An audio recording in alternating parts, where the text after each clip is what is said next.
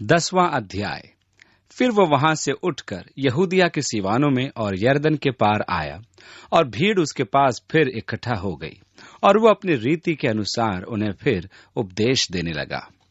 यीशु मसीह की ये अंतिम गलील यात्रा थी। वो यरूशलेम जा रहा है ताकि क्रूस पर चढ़ाया जाए। वो जानता था कि वहां पर क्रूस पर उसे चढ़ाया जाएगा।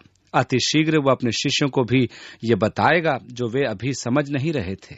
उनके लिए यह एक रहस्य ही था। मसीह को स्पष्ट था, इसलिए वो जानते हुए वहां जा रहा था कि उस मृत्यु को स्वीकार करे।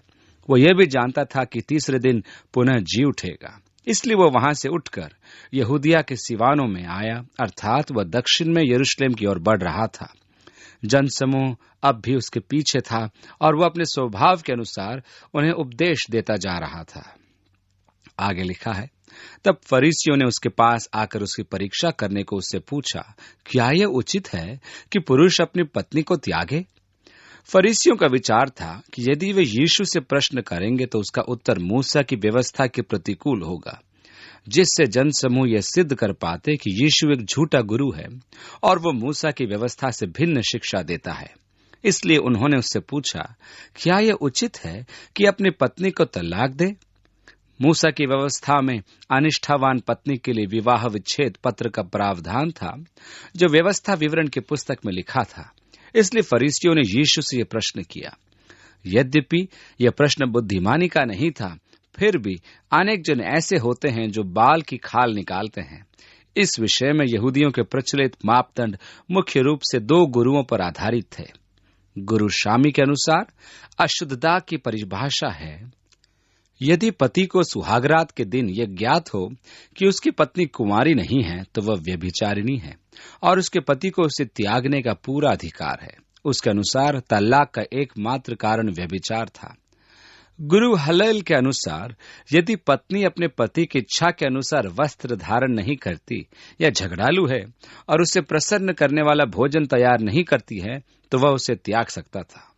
एक और गुरु हुआ था जिसका नाम ओकाबे था। उसके अनुसार यदि पति अपने पत्नी से अप्रसन्न है और किसी अन्य स्त्री से प्रसन्न होता है तो वह उसे त्याग सकता है, क्योंकि उसे किसी और स्त्री को लाना है जिससे वह प्रसन्न है।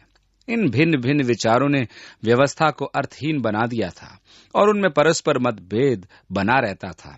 यही कारण था कि उन्होंने यीशु को इस विषय में फंसाना चाहा। यीशु ने उन्हीं से प्रश्न पूछा। उसने उनको उत्तर दिया कि मूसा ने तुम्हें क्या आज्ञा दी है? उन्होंने कहा, मूसा ने त्याग पत्र लिखने और त्यागने की आज्ञा दी है। यीशु ने उनसे कहा कि तुम्हारे मन की कठोरता के कारण उसने तुम्हारे लिए ये आज्ञा लिखी, पर सृष्टि के आरंभ से परमेश्वर ने नर और नारी करके उनको बनाया है। इस कारण मनुष्य अपने माता पिता से अलग होकर अपनी पत्नी के साथ रहेगा और वे दोनों एक तन होंगे। इसलिए वे अब 2 नहीं पर एक तन हैं। इसलिए जिसे परमेश्वर ने जोड़ा है उसे मनुष्य अलग न करे। इस विषय में यहूदी विभाजित थे और बहुमत गुरु हलेल को प्राप्त था। यीशु ने उनको उत्तर देने की अपेक्षा उनसे प्रश्न किया, मूसा ने क्या आज्ञा दी है? उन्होंने कहा, मूसा ने त्याग पत्र लिखने और त्यागने की आज्ञा दी है। उस समय 2 प्रकार के त्याग पत्रों का चलन था। दूसरे वाले पत्र को किसी रब्बी द्वारा लिखा जाना होता था और 3 अन्य रब्बियों द्वारा हस्ताक्षर करके प्रमाणित किया जाना आवश्यक था। इस प्रकार तलाक औपचारिक रूप से मान्य हो जाता था और पत्नी को विदा किया जाता था। परंतु इसके परिणाम स्वरूप समाज में दुर्व्यवस्था व्याप्त हो रही थी। संतानों के लिए विकास का कोई ठोस आधार नहीं बन पा रहा था। इस कारण यीशु ने विवाह और तलाक के विषय में मूसा के निर्देशों पर जाकर परमेश्वर के दिव्य प्रतिमान का संदर्भ देते हुए कहा, मूसा ने ये आज्ञा तुम्हारे हृदय की कठोरता के कारण लिखी थी, परंतु सृष्टि के आरंभ से परमेश्वर ने उन्हें नर और नारी करके बनाया। इस कारण मनुष्य अपने माता पिता से अलग होकर अपनी पत्नी के साथ रहेगा और वे दोनों एक तन होंगे। इसलिए वे अब 2 नहीं पर एक तन हैं। इसलिए जिसे परमेश्वर ने जोड़ा है उसे मनुष्य अलग न करे। सृष्टि के आरंभ से परमेश्वर का प्रतिमान क्या रहा है? परमेश्वर की इच्छा क्या रही है? सबसे पहले ये माना गया कि पुरुष और स्त्री भी अपने आप में अधूरे हैं। परमेश्वर ने उन्हें नर और नारी करके बनाया, तब जाकर वे दोनों संयुक्त होकर एक हुए। ये परिपूर्णता तब ही प्राप्त हो सकती है जब स्त्री और पुरुष अर्थात पति और पत्नी एक हो जाएं। पति पत्नी एक दूसरे के परिपूरक होकर सर्वांगीण बनाएं। यदि दोनों एक न हो तो वे अपने आप में अधूरे हैं। और आदि में परमेश्वर ने उन्हें नर और नारी करके बनाया। इसलिए पुरुष अपने माता पिता से पृथक होकर अपनी पत्नी के साथ जुड़ता है और वे दोनों एक हो जाते हैं, अर्थात सर्वांगीण या परिपूर्ण। इसलिए वे जिन्हें परमेश्वर ने जोड़ा है उससे मनुष्य पृथक न करे। इस समय यीशु परमेश्वर द्वारा स्थापित विवाह के मूलभूत ईश्वरीय प्रतिमान के विषय चर्चा कर रहा था। इसलिए हमें यह ध्यान देना है कि यीशु युगों पूर्व की परमेश्वर की आधारभूत इच्छा एवं उसके प्रतिमान की चर्चा कर रहा था। मनुष्य अभी तक अपने मन की कठोरता के कारण परमेश्वर के दिव्य प्रतिमान में सिद्ध नहीं हो पाया है। वो बार बार झुकने के लिए तैयार नहीं होता, वो क्षमा करने के लिए तैयार नहीं होता, वह दान देना नहीं चाहता और झुकने और दान देने में मनुष्य के मन की कठोरता के असहनीय परिस्थितियां उत्पन्न हो जाती है। यही कारण था कि मनुष्य के मन की कठोरता के कारण मूसा ने व्यवस्था में संशोधन किया था कि वे उसे विवाह विच्छेद का पत्र लिखें। यीशु ने परमेश्वर के दिव्य प्रतिमान को स्पष्ट कर दिया और यह भी कि मनुष्य उसमें सिद्ध नहीं उतरा। व्यवस्था में परमेश्वर का प्रावधान लाया गया कि विवाह विच्छेद को वैधानिकता तथा स्वीकृति प्रदान की जाए, अर्थात विवाह विच्छेद का पत्र लिखा जाए। आज भी हम हृदय की कठोरता का सामना कर रहे हैं। परमेश्वर का दिव्य प्रतिमान वास्तव में आज भी यथोचित स्थापित है। आज भी ईश्वरीय प्रतिमान यही है कि संपूर्ण जीवन विवाह एक ही हो। यही परमेश्वर का दिव्य प्रतिमान है। परमेश्वर के पास तो यही एक व्यवस्था थी। आज भी ऐसे हैं जिनके हृदय परमेश्वर के इस दिव्य प्रतिमान के विरुद्ध कठोर हैं। वे झुकते नहीं हैं, वे समर्पण नहीं करते, वे देना नहीं चाहते तथा क्षमा करना नहीं चाहते। जब परिस्थिति ऐसी हो जाती है तब वैवाहिक नरक जीवन बन जाता है। यहाँ महादुर्भाग्य है कि जब दो व्यक्ति जानते हुए या अनजाने में एक दूसरे को नाश करने को तत्पर होते हैं। निश्चय ही यह परमेश्वर का दिव्य प्रतिमान नहीं है। परमेश्वर का दिव्य प्रतिमान यह है कि वे दोनों एक हो जाएं, जिससे कि वे प्रेम और सच्ची एकता में होकर सामंजस्य बनाए रखें। इस विषय का विवेचन भी उतना ही कठिन है जितना कि विवाह विच्छेद कर पुनर्विवाह का। हम विवाह विच्छेद और पुनर्विवाह के विषयों को अत्यधिक स्वीकार्य नहीं बनाना चाहते हैं। यदि वह आपको प्रसन्न कर पाने में असमर्थ है और आपको कोई अन्य स्त्री पसंद आ गई है तो अपने पत्नी से विवाह विच्छेद कर लें, ऐसा लोग कहते थे। ये तो निश्चित है कि परमेश्वर कदापि नहीं चाहता था कि ऐसा हो। उसने तो मलाकी की पुस्तक में स्पष्ट किया है कि वह विवाह विच्छेद से घृणा करता है। वह उन असहनीय परिस्थितियों से भी घृणा करता है जो उस समय यदा कदा उत्पन्न हो जाती हैं जब आपका जीवन साथी कठोर हृदय का हो। इसलिए हम ये नहीं कह सकते हैं कि कुछ नहीं होता, जो चाहे सो करो, जैसा अच्छा लगे वैसा करो। हमारी एक ही लालसा हो कि हम परमेश्वर को प्रसन्न करें। यदि हमारे वैवाहिक अवस्था अच्छी नहीं है तो हमें उसे अच्छा बनाना चाहिए। हमें यथासंभव अपने विवाह को सफल बनाना है, अर्थात समाधान, प्रेम, समझ, मेल मिलाप और एकता के द्वारा। दूसरी ओर इस विषय पर चर्चा करते समय हम उनके प्रति न्याय की अवस्था रचना नहीं चाहते हैं जिनको विवाह का कटु अनुभव हुआ है। उसका अंतिम परिणाम यह हुआ कि असहनीय परिस्थितियों द्वारा स्वयं को उबारने के लिए विवाह विच्छेद को अनिवार्य बना दिया गया। यह एक दुर्भाग्य की बात है कि अनेकों बार युवावस्था में लोग ये सोचते हैं कि हम अगाध प्रेम में हैं, इसलिए प्रतीक्षा किए बिना विवाह जैसे महत्वपूर्ण निर्णय कभी भी हमें नहीं लेने चाहिए। यदि एक किशोर विवाह करता है या करती है और शीघ्र ही ये ज्ञात होता है कि उसके जीवन साथी के साथ उसका निर्वाह असंभव सा प्रतीत होता है और वे विवाह विच्छेद कर लेते हैं। अब मैं स्वयं के विषय में पौलुस की आत्मा में होकर कहता हूं। पौलुस कह रहा है, मेरे पास इस विषय में परमेश्वर से प्राप्त कोई आज्ञा नहीं है, परंतु ये कथन पौलुस का है। मैं ये नहीं मानता कि परमेश्वर उस किशोर से कहेगा, ठीक है तो तुमने अपना बिस्तर लगा लिया है, उसी में पड़े रहो। या तुमने भूल की है, इसलिए अब अपने संपूर्ण जीवन उस भूल के लिए दंड भुगतते रहो जो तुमने एक मूर्ख किशोर के अवस्था में की थी। मेरे विश्वास में परमेश्वर ऐसा नहीं करेगा। इस प्रकार हम देखते हैं कि यीशु ने विवाह की पवित्रता का बोध कराया।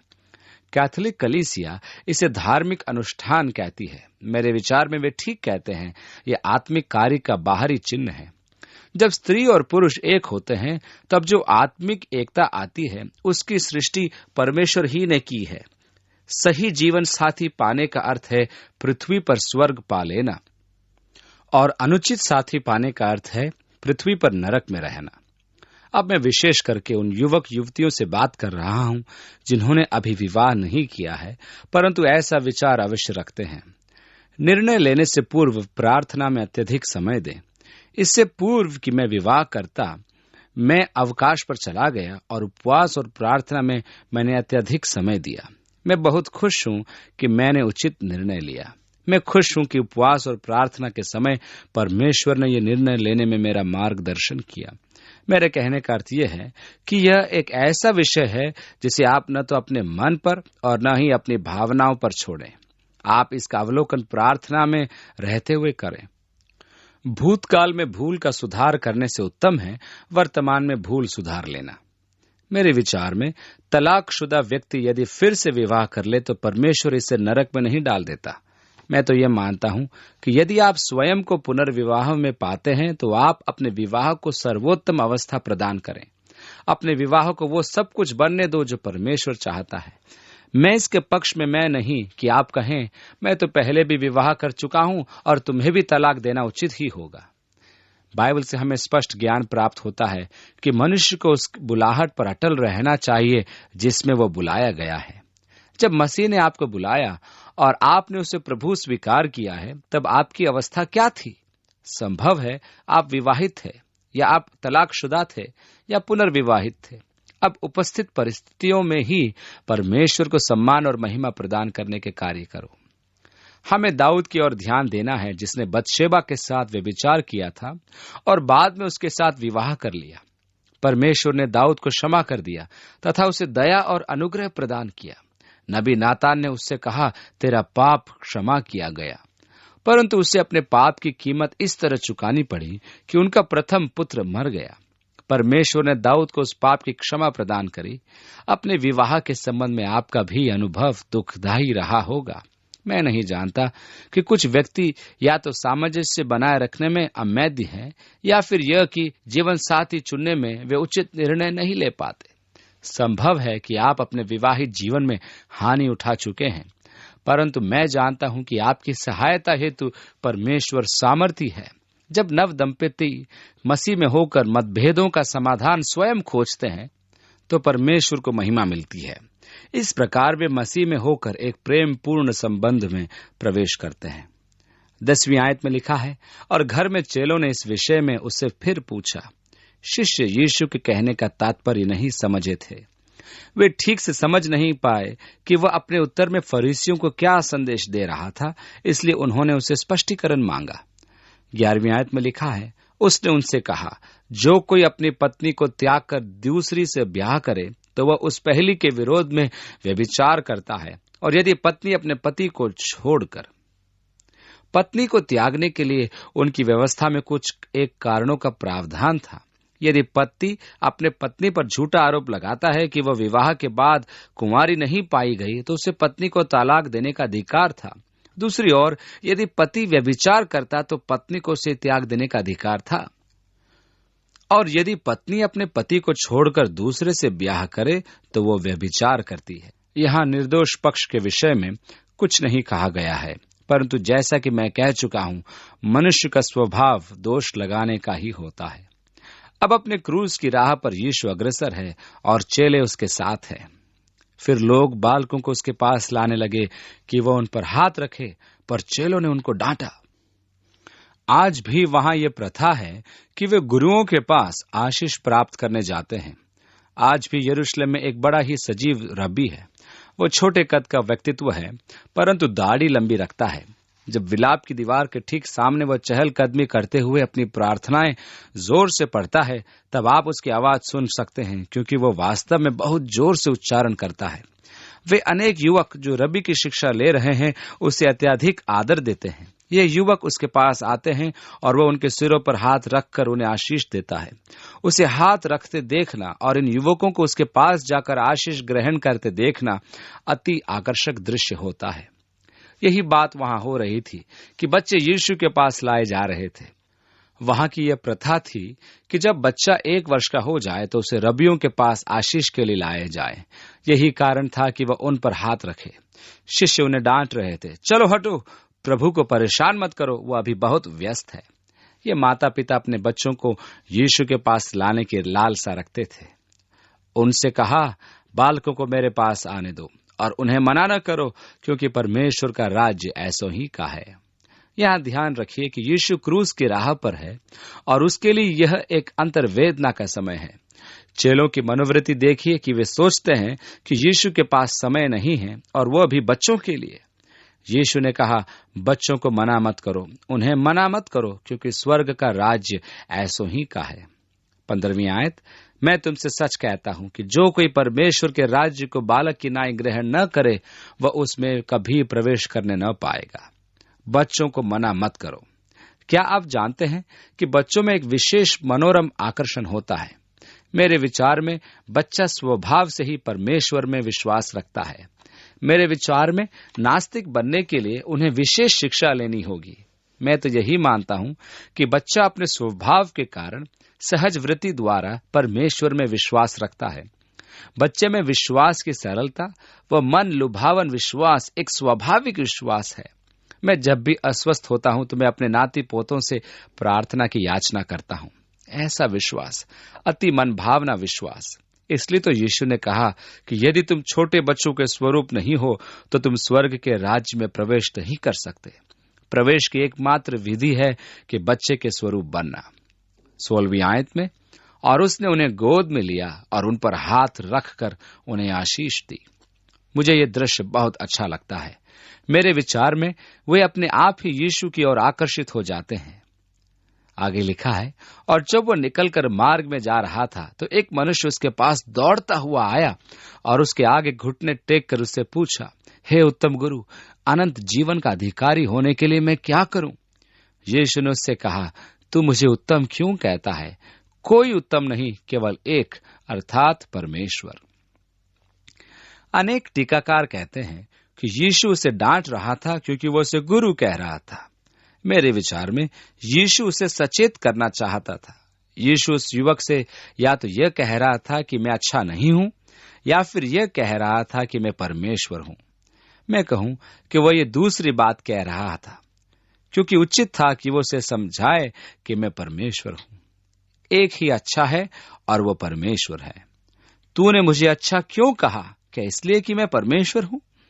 और उसका मेल यीशु के अन्य शब्दों के साथ ठीक बैठता है। सत्य तो यह है कि यदि यीशु ने उस पर यह प्रकट नहीं किया होता कि वह परमेश्वर है, तो उसके अन्य शब्द ईश निंदक होते, क्योंकि यीशु उससे आगे कहता है, तुझे अपने जीवन के केंद्र में परमेश्वर की आवश्यकता है। मेरे पीछे हो ले, तेरे जीवन का केंद्र ठीक नहीं है, वहां धन भरा हुआ है। तुझे अपने जीवन के नए केंद्र को स्थापित करना है।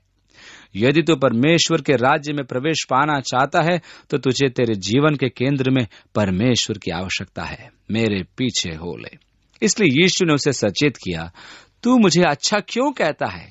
एक ही अच्छा है और वो परमेश्वर है। 19वीं आयत से आगे लिखा है, तू आज्ञाओं को तो जानता है, हत्या न करना, व्यभिचार न करना, चोरी न करना, झूठी गवाही न देना, छल न करना, अपने माता और पिता का आदर करना। उसने उससे कहा, हे गुरु, इन सब को मैं लड़कपन से मानता आया हूं। यीशु ने उस पर दृष्टि करके उससे प्रेम किया। यीशु ने उस युवक को देखा और उसके सामने 10 आज्ञाओं की दूसरी तख्ती रख दी। उस युवक ने उत्तर दिया, मैं तो अपनी युवावस्था से ही इनका पालन करता आ रहा हूं।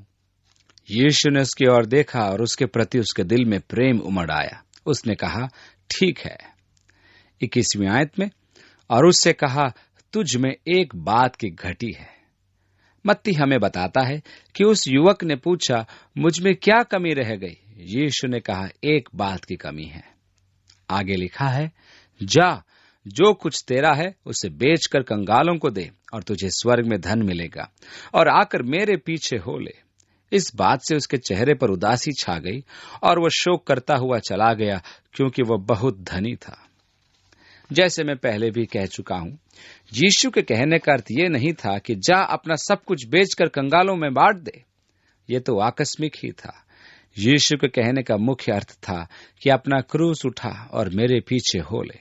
परंतु उसकी समस्या तो यह थी कि उसकी असीम संपदा उसे अपना क्रूस उठाकर यीशु के पीछे हो लेने से रोक रही थी। मैं नहीं जानता कि आपके जीवन में ऐसी क्या बाधा है जो आपको रोक रही है। आप आकर अपना क्रूस उठाकर उसके पीछे हो ले। संभव है कि आपकी नौकरी, आपकी आकांक्षाएं शायद आपके जीवन में बाधा उत्पन्न करती होंगी। जीवन में आपका लक्ष्य जो भी है, उसे मुक्त होकर आप आइए और अपना क्रूस उठाइए और यीशु के पीछे हो लीजिए। यही तो यीशु कह रहा है। उसने उस युवक को तो स्पष्ट दिखा दिया था कि वह कौन सी बाधा है जो उसे रोक रही थी। इस युवक की समस्या थी कि धन उसका परमेश्वर था।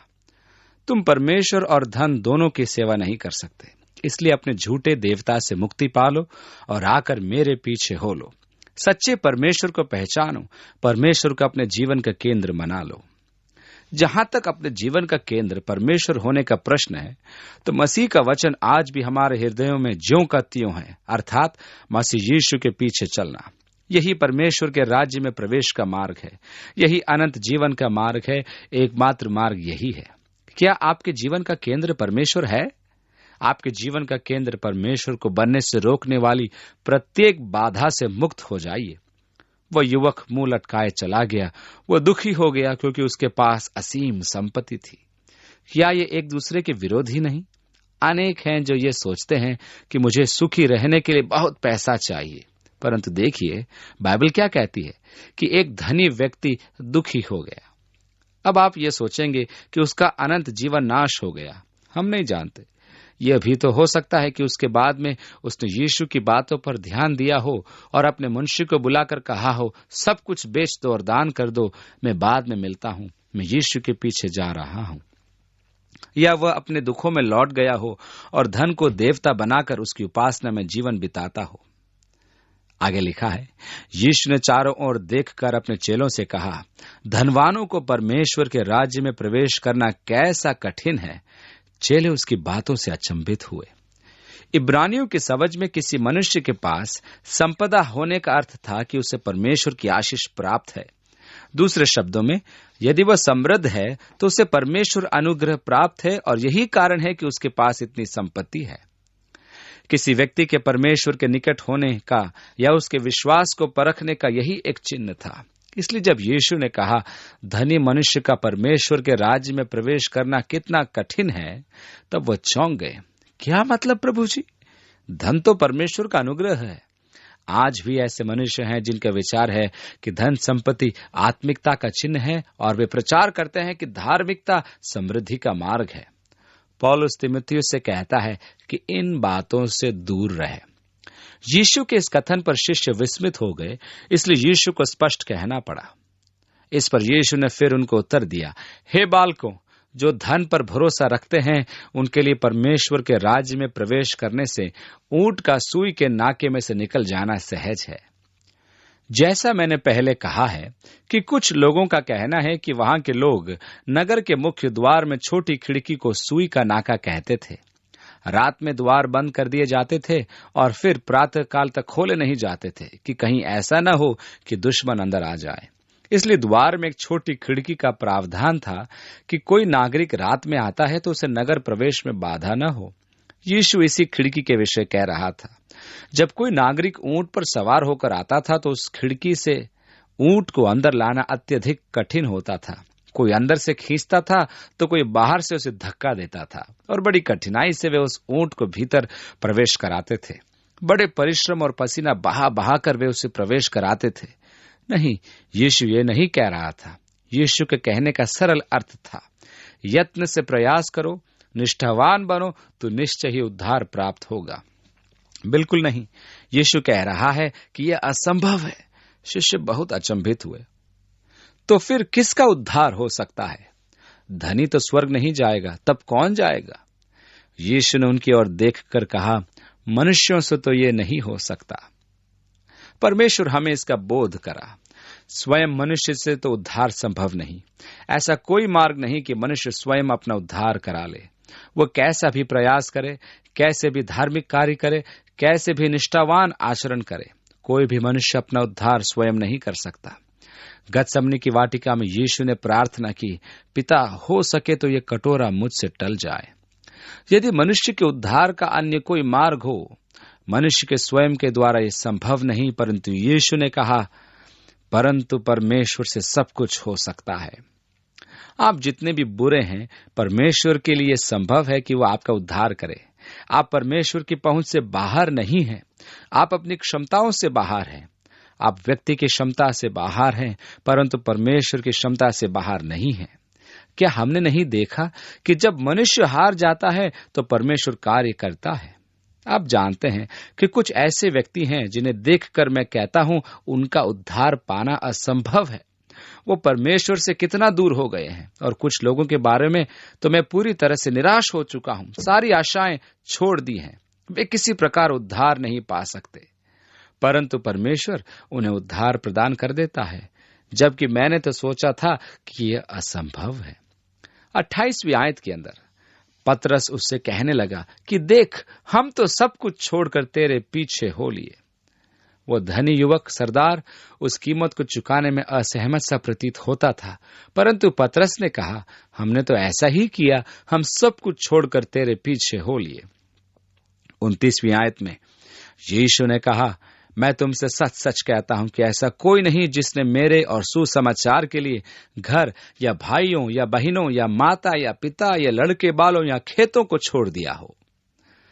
अनेक यहूदियों ने यीशु को देखा, उस पर विश्वास किया और उसे स्वीकार किया, और यहूदी संस्कृति की कठोरता के परिणाम स्वरूप उन्हें अपना उत्तराधिकार, अपने मकान, परिवार आदि खोने पड़े।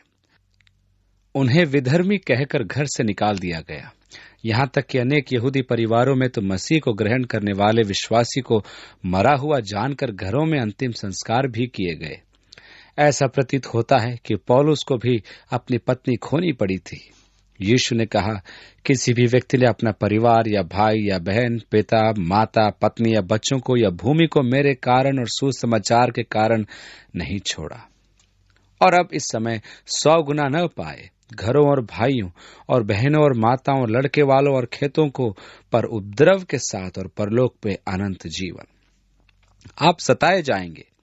यदि आप अपने भाई, बहन और माता से दूर हो गए हैं तो परमेश्वर के परिवार में आपको 100 गुना अधिक लाभ होगा। आप में से कुछ हैं जिनके मसीही विश्वास ने आपके परिवार में दरार डाल दी है। एक बार मैं एक विवाह संस्कार पूर्व कह रहा था। जब हम पीछे के कमरे में थे तब दूल्हे ने मुझसे कहा, सुसमाचार सुनाइए। उसने कहा, मेरी माता ने कहा है कि यदि मैंने फिर कभी मसीह का नाम लिया तो मुझे घर में रहने की जरूरत नहीं। उसने कहा, वो तो यहाँ है, इसलिए सुसमाचार सुनाइए। उस युवक को हानि उठानी पड़ी, परंतु परमेश्वर के परिवार में वह प्रेम, वह संबंध, वह लगाव जिसमें हम उसी समय सहभागी बनाए गए हैं जिस समय हम मसीह में एक किए गए हैं। मैं समस्त भाइयों और बहनों को देखता हूं और जो कुछ हमारे पास यहाँ है तो मुझे बोध होता है कि क्या ही धन्य है कि हम सब परमेश्वर का एक महान परिवार है। यद्यपि मसीही होने के कारण अपने सगे संबंधियों से हमारा संबंध टूट गया है, परंतु हम एक ऐसे विस्तृत परिवार के नए सदस्य बन गए हैं। मैं स्वयं को बड़ा ही सौभाग्यशाली समझता हूं कि मेरा यह परिवार प्रभु से प्रेम रखता है और उसकी सेवा करता है।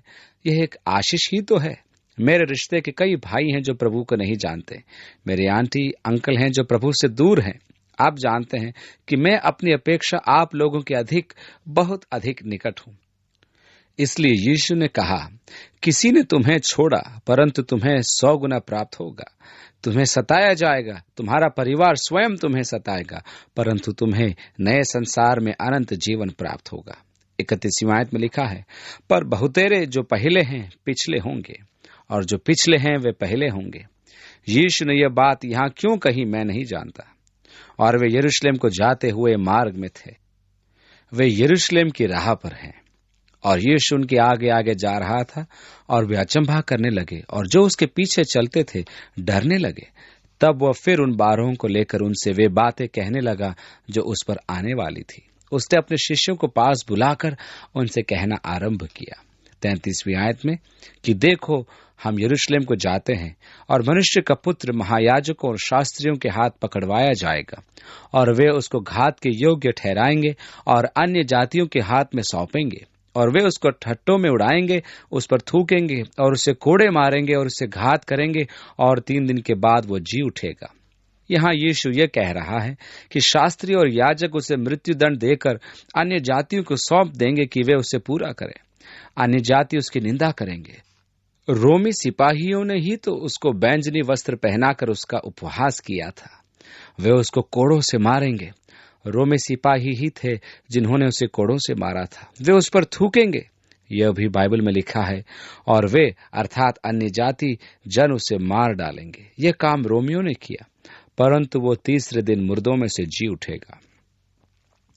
35वीं आयत से आगे लिखा है, तब जब्दी के पुत्र याकूब और यूहन्ना ने उसके पास आकर कहा, हे गुरु, हम चाहते हैं कि जो कुछ हम तुझसे मांगे वही तू हमारे लिए करे। उसने उनसे कहा, तुम क्या चाहते हो कि मैं तुम्हारे लिए करूं? उन्होंने उससे कहा कि हमें यह दे कि तेरी महिमा में हम में से एक तेरे दाहिनी और दूसरे तेरे बाएं बैठे। यीशु ने उनसे कहा, तुम नहीं जानते कि क्या मांगते हो। जो कटोरा मैं पीने पर हूं क्या पी सकते हो, और जो बपतिस्मा मैं लेने पर हूं क्या ले सकते हो? उन्होंने उससे कहा, हमसे हो सकता है। यीशु ने उनसे कहा, जो कटोरा मैं पीने पर हूं तुम पियोगे। हेरोदेस ने हाथ बढ़ाया और याकूब का सिर कलम किया गया। याकूब आरंभिक शहीदों में से एक था। और जो बपतिस्मा मैं लेने पर हूं उसे लोगे, पर जिनके लिए तैयार किया गया है उन्हें छोड़ और किसी को अपने दाहिने और बाएं बिठाना मेरा काम नहीं है। परमेश्वर ने पहले से ही उन्हें अभिषेक किया हुआ है और पूर्व निर्धारित भी किया हुआ है। यदि आपको स्मरण हो तो पूर्व कैसरिया फिलिप्पी से आते समय शिष्य परस्पर विवाद कर रहे थे कि स्वर्ग के राज में सबसे बड़ा कौन होगा। और जब वे घर आ गए तो यीशु ने पूछा, तुम लोग रास्ते में क्या विवाद कर रहे थे? यहाँ हम देखते हैं कि याकूब और यूहन्ना प्रभु के पास आए और कहा, प्रभु, आप हम पर एक कृपा करेंगे। हम में से एक तेरे दाहिने और दूसरा तेरे बाएं बैठे। अर्थात वे अभी तक बड़े बनने की इच्छा रखते थे। वे प्रतिष्ठा पाने की लालसा रखते थे। यीशु ने उनसे कहा, देखो, तुम्हें आग से होकर निकलना होगा, तुम्हें कटोरा पीना होगा, तुम्हें वो बपतिस्मा लेना होगा जो मैंने लिया है।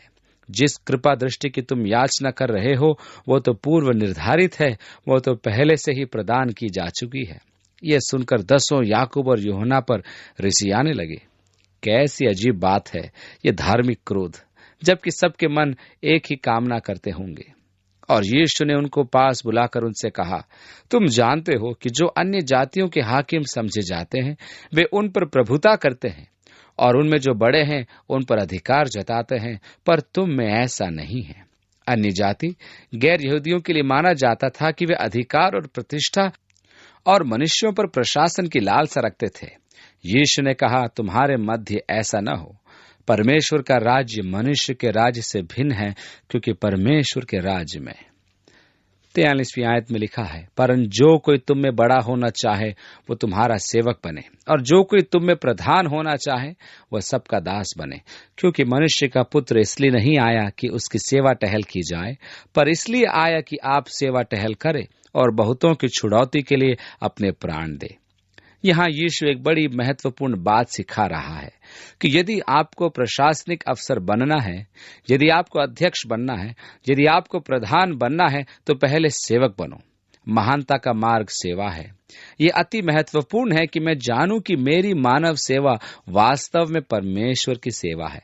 मैं प्रभु के नाम में सेवा करता हूँ। मेरा सेवा का दृष्टिकोण यह है कि मैं इस प्रकार सेवा करता हूँ कि मानो प्रभु की सेवा कर रहा हूँ। तुम जो कुछ भी करते हो, शब्दों या कार्यों के द्वारा, सब कुछ प्रभु की महिमा के निमित्त किया करो, और तुम्हें यह बोध हो जाए कि प्रभु की सेवा मानव सेवा है, क्योंकि उसके दास होने के कारण यही प्रभु की अनिवार्यता है।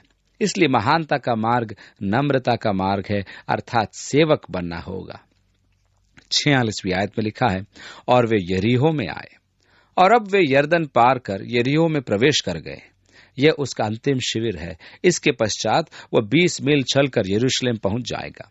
और जब वह और उसके चेले और एक बड़ी भीड़ यरीहो से निकलती थी, तो तिमाई का पुत्र बरतिमाई, एक अंधा भिखारी, सड़क के किनारे बैठा था। वह यह सुनकर कि यीशु नासरी है।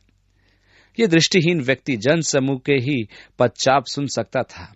आप तो जानते ही हैं कि दृष्टिहीन व्यक्तियों की सुनने की ताकत बहुत विकसित होती है। चूंकि वे देख नहीं सकते और वे सुन नहीं सकते, इसलिए वे निर्णय लेने की क्षमता को विकसित कर लेते हैं। उसने उस जन समूह के कोलाहल को सुनकर उसने पूछा, क्या हो रहा है भाई? कौन आ रहा है? लोगों ने उसे बताया, यीशु नासरी आ रहा है। और उसने सोचा, यही मेरा मौका है। और वो पुकार पुकार कर कहने लगा कि हे दाऊद की संतान, मुझ पर दया कर। बहुतों ने उसे डांटा कि चुप रह, पर वह और भी पुकारने लगा कि हे दाऊद की संतान, मुझ पर दया कर। तब यीशु ने ठहर कर कहा, उसे बुलाओ। और लोगों ने उस अंधे को बुलाकर उससे कहा, ढाढ़स बांध, उठ, वह तुझे बुलाता है। वह अपना कपड़ा फेंक कर शीघ्र उठा। कुछ लोगों का कहना है कि यह वस्त्र भिखारी का विशेष वस्त्र होता था, जिससे भिखारी की पहचान होती थी। उसने उस वस्त्र को उतार फेंका, क्योंकि वह जानता था कि उसे अब भीख मांगने की आवश्यकता नहीं होगी। उसका यह विश्वास था कि यदि वह एक बार यीशु के निकट आ गया तो सब ठीक हो जाएगा। वह दृष्टिदान प्राप्त करेगा और उसका जीवन परिवर्तित हो जाएगा। इसलिए वह यीशु के पास आया। इस पर यीशु ने उससे कहा, तू क्या चाहता है कि मैं तेरे लिए करूं? अंधे ने उससे कहा, हे रब्बी, यह कि मैं देखने लगूं। यीशु ने उससे कहा, चला जा, तेरे विश्वास ने तुझे चंगा कर दिया है। अति संभव है कि यीशु ने उसे अपना वस्त्र फेंकते देखा था। उसने उसके विश्वास को देखा कि उसके मन में कैसा दृढ़ विश्वास है, और उसने कहा, चला जा, तेरे विश्वास ने तुझे चंगा कर दिया है। 52वीं आयत, और वह तुरंत देखने लगा और मार्ग में उसके पीछे हो लिया। जहां तक आत्मिक उपमाओं का प्रश्न है, इस कहानी से बहुत कुछ सीखा जा सकता है।